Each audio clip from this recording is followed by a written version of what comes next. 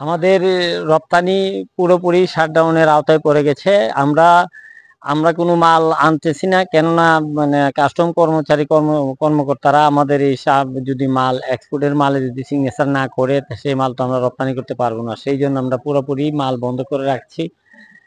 সরকারের কাছে আবেদন এইটুকু থাকবে যে আমরা বৃহৎ একটা ক্ষতির সম্মুখীন হয়ে গেছি, আর এই ক্ষতির থেকে বাঁচার জন্য আমাদেরকে সুবন্দোবস্ত করার জন্য সরকারের কাছে আকুল আবেদন জানাচ্ছি। আমরা ব্যবসায়িকভাবে আসলে ক্ষতিগ্রস্ত হচ্ছি। আমরা যেহেতু আমাদের এই বন্দরটা আমাদের শতভাগ রপ্তানিমুখী বন্দর। আমরা বিভিন্ন আমাদের যে বায়ার আছে তাদের সাথে আমরা তো চলমান বিজনেসটা আমাদের চলমান আছে, কিন্তু শাটডাউনের কারণে তো এখন তো আর আমরা রপ্তানি করতে পারতেছি না। তো যেহেতু আমরা জানতে পারছি যে 28শে জুন থেকে তাদের কার্যক্রম স্থগিত রাখবে, সেক্ষেত্রে আমরা আমাদের রপ্তানি কার্যক্রমগুলো বন্ধ রাখছি।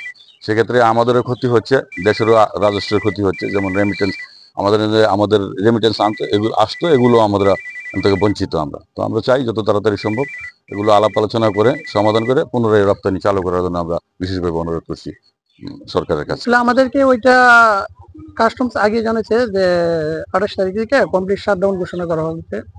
তো ওই সময়তে আমরা ক্ষতিগ্রস্ত হচ্ছি। আমাদের যে গাড়িগুলো আছে ওইগুলো রাস্তায় বিভিন্ন জায়গাতে দাঁড়ানো আছে, বা কোনো কোনো জায়গায় দেখা যাচ্ছে যেটা যে জায়গায় ওই জায়গাতে অবস্থান আছে।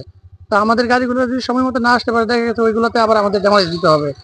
তো আমরা চাই বাংলাদেশের শক্তিশালী থার্মিক স্টিল বার ফেমাস স্টিল লিমিটেড যত দ্রুত সম্ভব এই কমপ্লিট শাটডাউনটা উদ্যোগ করে আবার স্বাভাবিক অবস্থায় ব্যবসা বাণিজ্য রপ্তানি যা আছে সবগুলো আবার স্বাভাবিক আকারে ফিরে আসুক। আমরা মূলত মাছ রপ্তানি করি। আমাদের মাছ তো ওই যে প্যাকিং সেন্টারে এখন পরে আছে, এখন বরফ যতই যে মাছটা প্যাকিং করা আছে, এখন মাছটা যদি দেখা গেছে আমরা সঠিক সময়ে বাজারজাত করতে না পারি, তাহলে আমাদের মাছগুলো ওইখানেই নষ্ট হয়ে যাবে। সর্বোচ্চ একদিন বা একদিনই থাকবে, এর বেশি মনে হয় থাকবে না। তো সেই হিসেবে অনেক টাকা ক্ষতিগ্রস্ত হতে হবে আমাদের।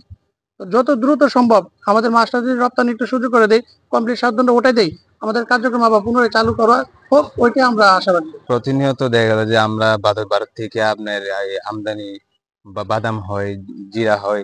তো এখানে আমরা খুব বাংলাদেশ স্থল বন্দরে কাজ করি।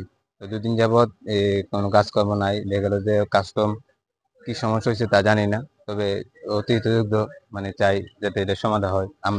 আমার গরিব মানুষের লেগে দেখা গেল যে একটু ক্ষতিগ্রস্ত প্রচুর পরিমাণ।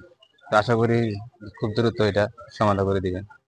আমরা শ্রমিকরা যারা আছে এখানে সবাই এখানে কাজ করি, এখানে কাজ করে দেখা গেল যে ফ্যামিলি নিয়ে চলাচলতি করে। 2 দিন যাবত কোনো কাজ নাই, চলাচলতি খুব কষ্ট।